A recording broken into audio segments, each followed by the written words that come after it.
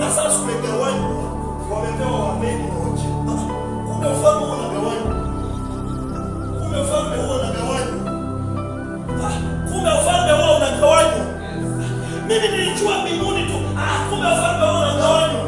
Oh, sehemu ya ufalme wangu nitaiachia kwa jina la Yesu. Nitaiachia kwa jina la Yesu. Nitaiachia kwa jina la Yesu. Kama nikatawale huko sokoni.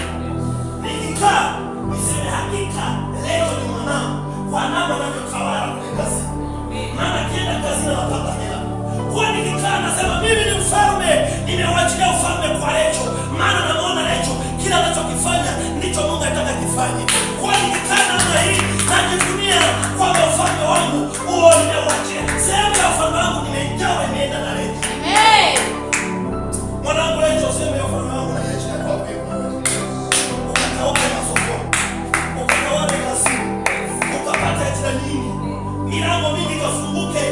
Kila anayetamani afanye na wewe kazi na akafanye na wewe, na yule asiyetaka kufanya kazi na wewe na mlazimisha kwa upako wa kifalme akafanye kazi na wewe tu. Sehemu ya ufalme mwanangu naiachilia kwako. Kwa kuwa wewe ni mwana wa madhabahu, nenda ukatawale, nenda ukamiliki.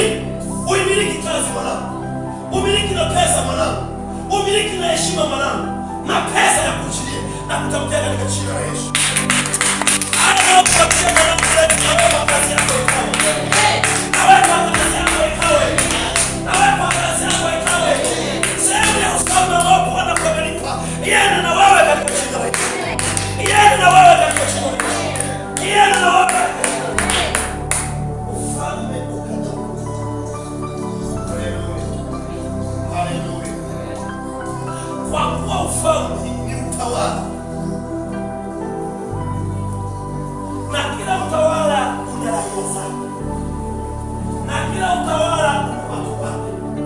Serikali ya Jamhuri ya Muungano wa Tanzania